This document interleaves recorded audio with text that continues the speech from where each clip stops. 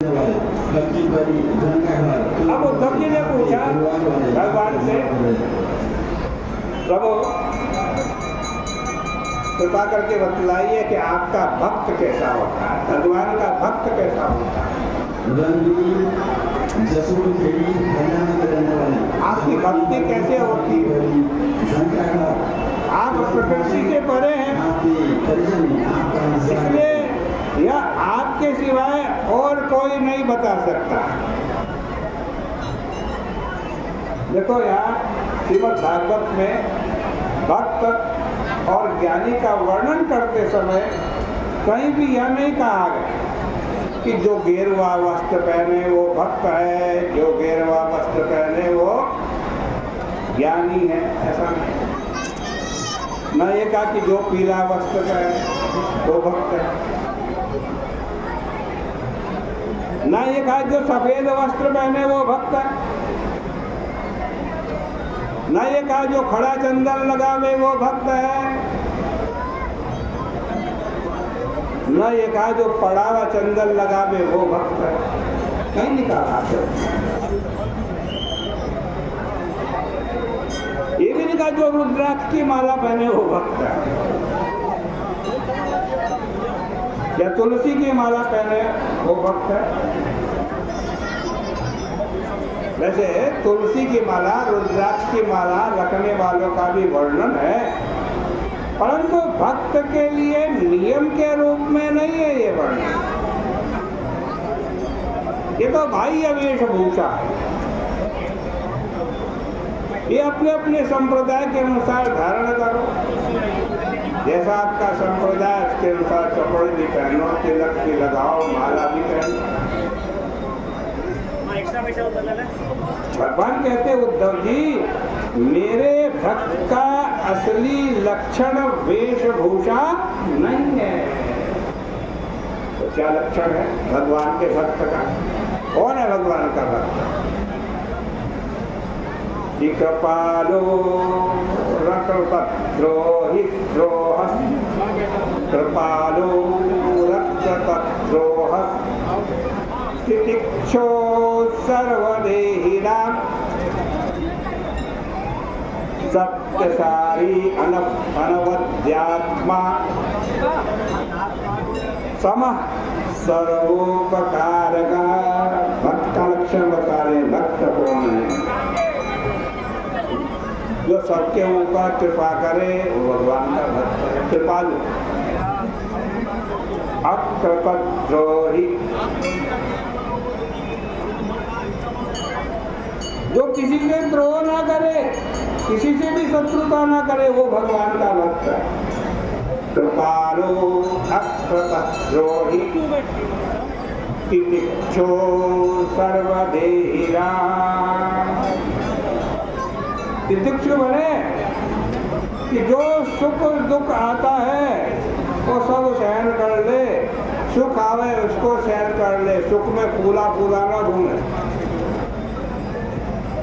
कभी कभी बड़ा नुकसान हो जाता है। एक व्यक्ति की लॉटरी निकली करोड़ों रुपए की, तुमने देखा तो बहुत खुशी हुई, बहुत खुशी हुई, इतनी खुशी हुई, एक खुशी में वो लॉटरी का टिकट ही नदी में फेंक दिया। भैया खुशी भी आए तो उसको भी सहन करना पड़ता है, दुख आवे दुख तो सहन करना ही पड़ता है, खुशी भी सहन करनी पड़ती है। तितिक्षु मने जो दोनों को सहन करे, सुख को भी सहन कर जाए, उसमें भी कुछ प्रभाव उसके ऊपर ना पड़े, और दुख को भी सहन कर जाए, वो भगवान का भक्त है।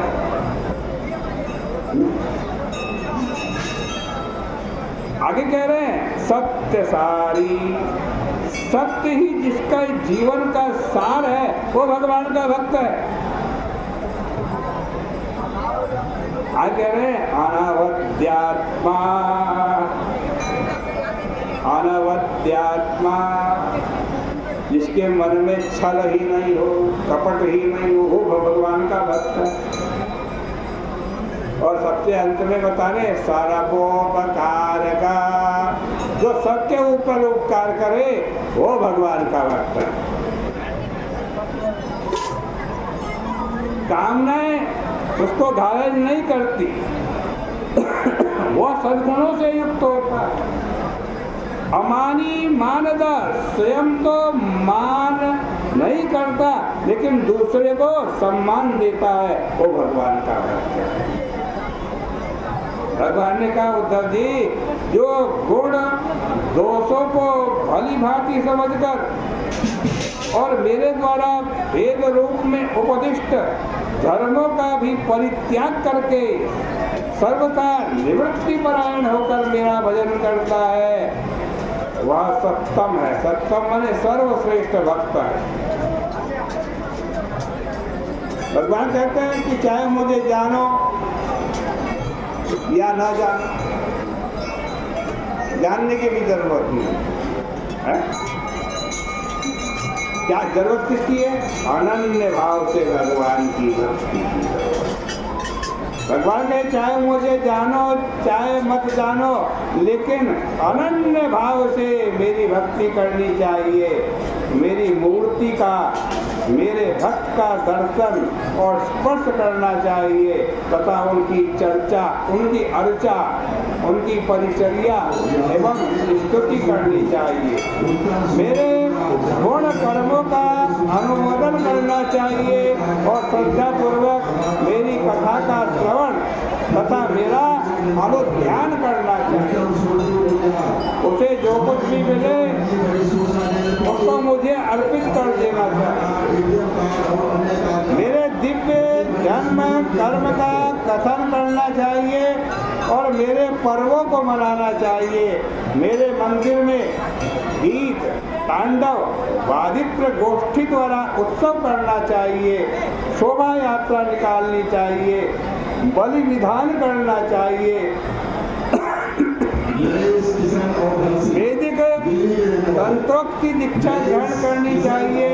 मेरी अर्चा स्थापना आदि में श्रद्धा रखनी चाहिए।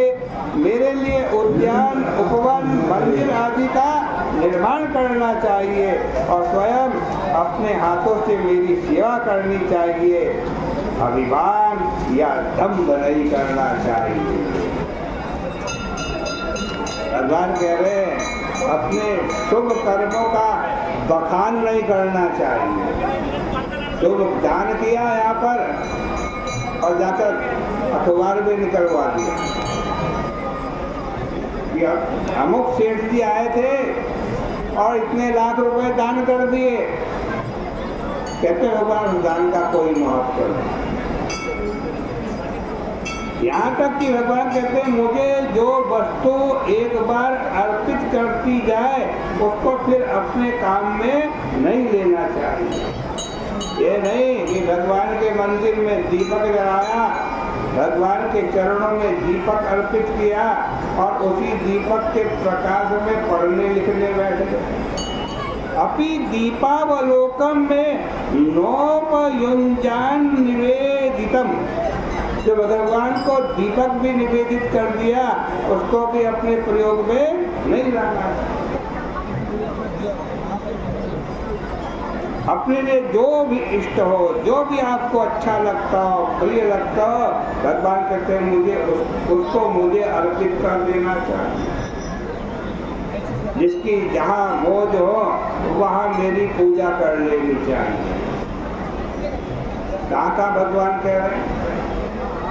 सूर्याग्नि ब्राह्मणो गावो वैष्णवा खम्मरुज्जलम। भगवान कहते हैं चाहे मेरी पूजा सूर्य में कर लो, चाहे अग्नि में कर लो, चाहे ब्राह्मण में कर लो, गाय माता में कर लो, वैष्णव में कर लो, आकाश में कर लो, वायु में कर लो, जल में कर लो, पृथ्वी में कर लो और कहते हैं अपने आप में कर लो अथवा सब प्राणियों में कर लो। ये सब भगवान कह रहे मेरे पूजा के स्थान। भगवान अब भगवान बताते हैं कि सूर्य में त्रयी विद्या से इसमें कैसी पूजा करनी चाहिए? तो सूर्य में त्रय विद्या, गायत्री के 3 छंद होते हैं, उस गायत्री छंद से आप करते हैं। अग्नि में हविष्य से जो चरु डालते हैं, ब्राह्मण में आतिथ्य से, ब्राह्मण का आतिथ्य सत्कार करो, भगवान की पूजा हो। गाय में हरी हरी घास से, वैष्णव में बंधुत्व की भावना से, और हृदय आकाश में ध्यान से, वायु में मुख्य बुद्धि से, जल में अच्छे अच्छे पदार्थ जो जल को स्वच्छ करते हो वो डाल ले, और वेदी में मंत्र द्वारा हवन से मेरी पूजा की हो जाती है। लेकिन यहाँ ये प्रश्न उठता है कि अपने में कैसे पूजा करेगा? सब जगह तो भाई अपने अंदर कैसे पूजा? इस संबंध में एक महात्मा ने बताया कि भगवान अपने अंदर भी बैठे हुए, इसलिए भाई जब हम कुछ खाएं पिए तब ऐसा सोचें कि अपने भगवान की सेवा कर रहे हैं। इसलिए आज वेद विहित ही भोजन करें, और इसमें जिन भोजन के लिए वेद में निषेध है ऐसा भोजन क्योंकि भगवान बैठे हो। भगवान कहते उद्धव जी, भोगई रात्मान महात्मनि, अपने में मेरी पूजा करनी हो तो ठीक ठीक भोग देना चाहिए। ये नहीं कि भूखे प्यासे रहकर मेरा साक्षात्कार करें। सबके प्रति समता का भाव रखना यह क्षेत्रज्ञ की आराधना है। मैं भगवान कहते सब में चतुर्भुज रूप में बैठा हुआ हूँ। इस तरह जो मेरी सेवा पूजा करता है उसको स्मृति की प्राप्ति होती है। भक्ति योग और सत्संग के बिना मनुष्य के लिए दूसरा कोई श्रेष्ठ उपाय नहीं। अब मैं तुम्हें एक बहुत ही गुप्त बात बताऊंगा। इस प्रकार से श्रीमद् भागवत महापुराण के 11 स्कंद का ये 11वां अध्याय यहीं परिपूर्ण होता है। कल को 12वें अध्याय की चर्चा आपके सामने करेंगे। बोले गंगा मैया की।